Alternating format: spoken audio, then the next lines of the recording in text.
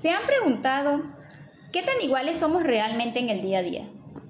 Mi nombre es Lady Briceño y mi grupo está conformado por Grisbel Noruega, Ariana Parra y Mariel Duarte.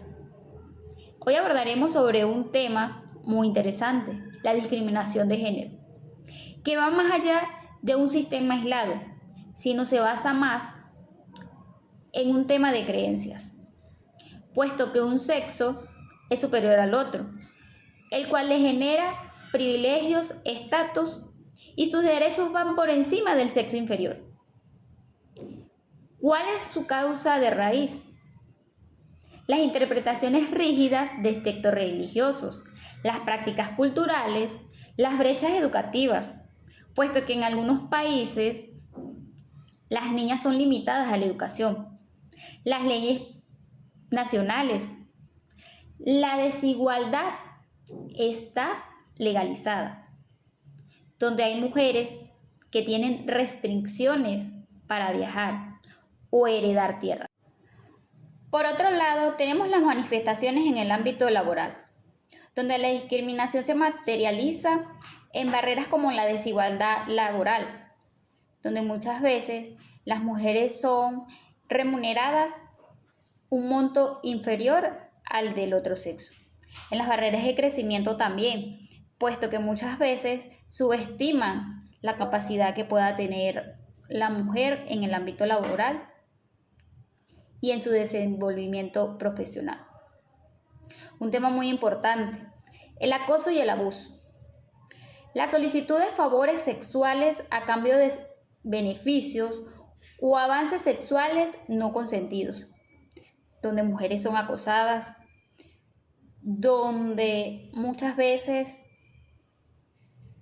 te insinúan o dicen cosas y te garantizan un desenvolvimiento laboral al que ya tienes.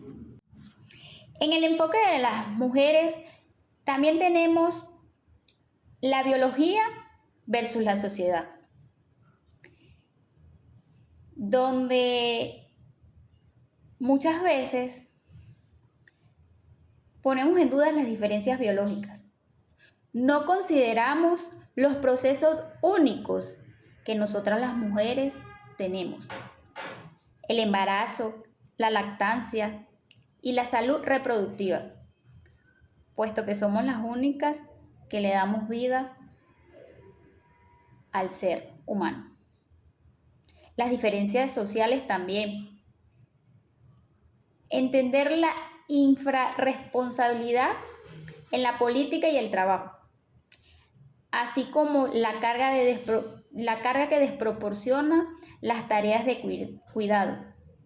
El impacto histórico, que rompe con la idea de que las leyes deben ser neutrales, permitiendo políticas públicas y realmente atendiendo a los grupos en desventaja.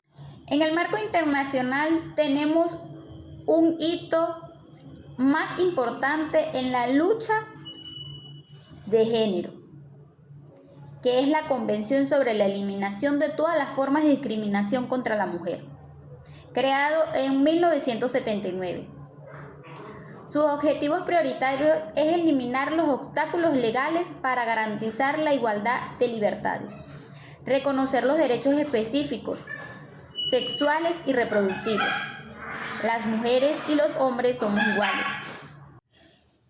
En el marco internacional tenemos un hito muy importante en esta enorme lucha, que es la Convención sobre la Eliminación de todas las formas de discriminación contra la mujer, creada en 1979, teniendo un objetivo prioritario: eliminar los obstáculos legales para garantizar la igualdad de libertades, reconocer derechos específicos, sexuales y reproductivos, incluir a las mujeres en los espacios en tomas de decisiones, donde antes eran excluidas. Un punto clave: la Convención sobre la Eliminación de todas las formas de discriminación contra la mujer no busca privilegios o derechos exclusivos, sino exigir a los estados medidas específicas para que las mujeres puedan gozar sobre los mismos derechos humanos en cualquier otra persona. Hombre y mujer somos iguales. Muy buenas tardes, profesor y compañeros. Mi nombre es Grisbel Noguera y a continuación hablaré acerca de la violencia contra la mujer. Ahora bien, en nuestro marco jurídico, la violencia contra la mujer se define como todo acto sexista o conducta que cause un daño psicológico, emocional, sexual o patrimonial. Según nuestra ley orgánica sobre el derecho de las mujeres a una vida libre de violencia, esta violencia se basa en una relación de desigualdad de poder, el cual afecta a las mujeres solo por el simple hecho de serlo, ya que esta ley es de orden público y protege a las mujeres sin importar su edad o condición social. La violencia como violación de derechos humanos en Venezuela se reconoce tanto como en su Constitución, según el artículo número 19, como en sus leyes especiales, como la violencia de género, el cual no es un asunto doméstico privado, sino una violación de los derechos humanos, ya que esto se debe a que impide el ejercicio de los derechos fundamentales, como es en el derecho de la vida, de la integridad personal, la libertad y la seguridad. El Estado tiene la responsabilidad de prevenir, investigar y sancionar todos estos actos considerando la violación del género, el cual es un obstáculo para alcanzar la igualdad y la paz social. Ahora bien, tenemos diferentes tipos de violencia de género, como lo es el violencia de género contra la mujer, ya sea según la legislación, el cual es una de las que mejor reconoce actualmente 25 tipos de violencia. Las más recurrentes para el análisis legal son la violencia psicológica, que es aquella que consiste en tratos humillantes, insultos o amenazas para controlar a la mujer, ya sea la violencia física, el cual es cualquier acto que inflija daño o sufrimiento corporal, la violencia sexual, el cual son aquellas conductas que vulneren el derecho de la mujer o decida sobre su sexualidad, la violencia económica y patrimonial, control de ingresos o destrucción de bienes y documentos personales, violencia obstétrica, el cual es el trato deshumanizado durante el embarazo o el parto por parte del personal de salud, el feminicidio de una mujer que es motivado por el odio o desprecio en su condición de género, las normas internacionales, ya que nuestro país se rige bajo tratados internacionales que por mandato constitucional, según el artículo 23, tiene una aplicación inmediata y prevalecen en el orden interno si son más favorables. Las normas fundamentales son la Convención de Belén para el Instrumento Interamericano, que establece el derecho de toda mujer a una vida libre de violencia, y la Convención de Cebat, el cual consiste en un tratado de la ONU que busca eliminar todas las formas de discriminación contra la mujer.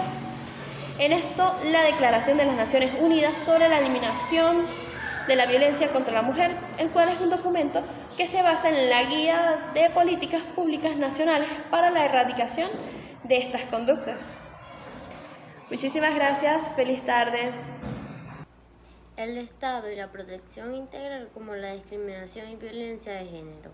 En el marco del derecho internacional de los derechos humanos, el papel del Estado ha evolucionado de ser un mero espectador a un garante proactivo. La lucha contra la discriminación estructural exige que el Estado reconozca que la igualdad formal ante la ley es insuficiente, y si ésta no se aborda las jerarquías históricas, por ello la administración pública tiene la obligación de aplicar la debida diligencia, no solo para así castigar, sino que también para transformar estructuras sociales mediante leyes de cuotas y políticas de educación que así rompan ciclos de exclusión arraigados. Esta visión se refuerza con la doctrina de la ONU sobre la integración de la perspectiva de género. Bajo este principio, los derechos humanos no se limitan a crear normativas específicas para mujeres, sino que exigen todo el aparato estatal, desde el presupuesto hasta la planificación urbana. Evalúe el impacto diferenciando que sus decisiones tienen sobre cada género. No es una política de mujer, es una reorganización del sistema para así asegurarnos que la igualdad sea el eje transversal de toda acción gubernamental. El pilar normativo de esta declaración es sobre la eliminación de la violencia contra la mujer de 1993, un hito que redefine la violencia no como un asunto privado, sino como una violación de derechos humanos y una ofensa a la dignidad humana. Esta declaración rompe la barrera del hogar al establecer que la violencia es un mecanismo social para mantener la subordinación de la mujer y prohibiendo que se utilice en la cultura o la tradición como exímenes de responsabilidad estatal y finalmente la responsabilidad del Estado, que ella se divide en dos dimensiones críticas para el análisis jurídico.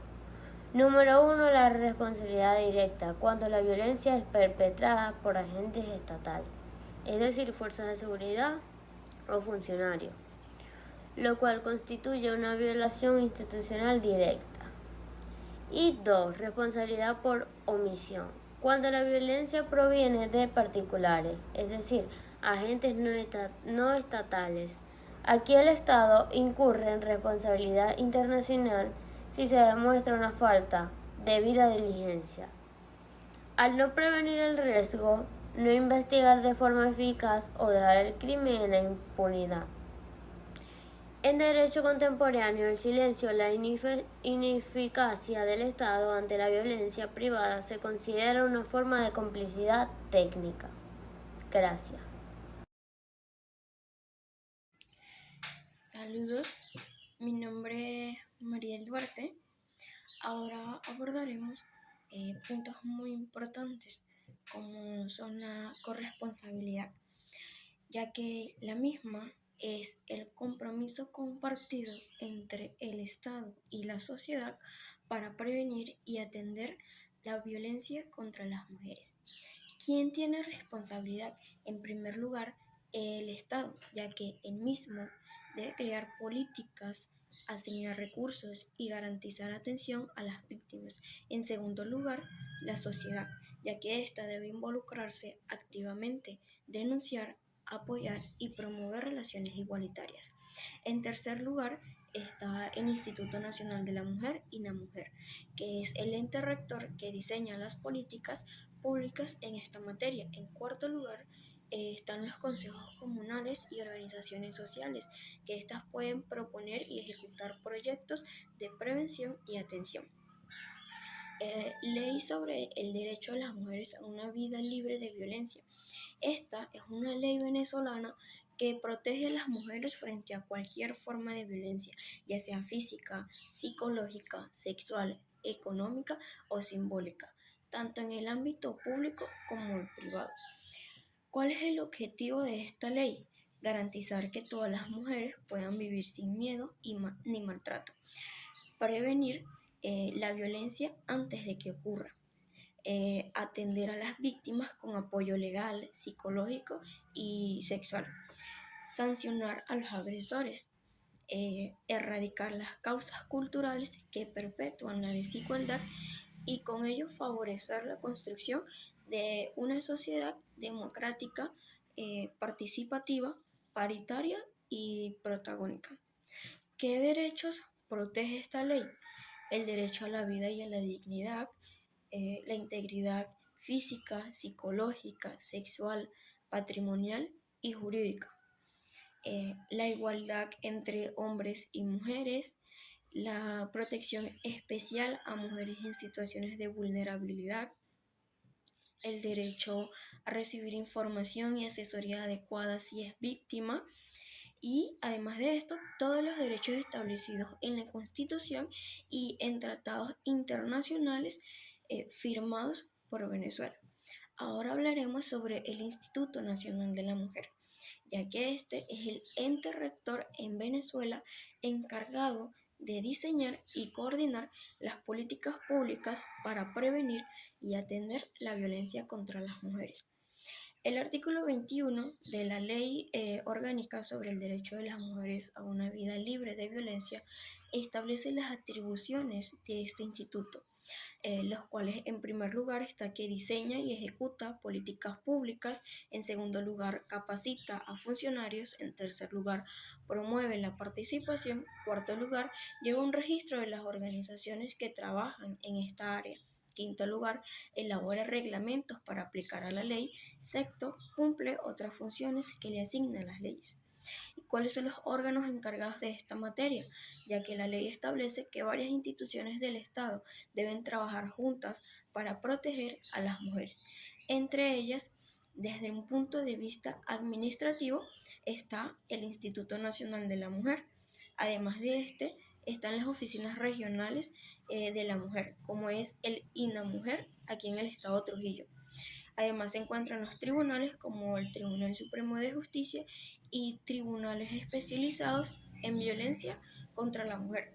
También está el Ministerio Público, las fiscalías en competencia en violencia contra la mujer.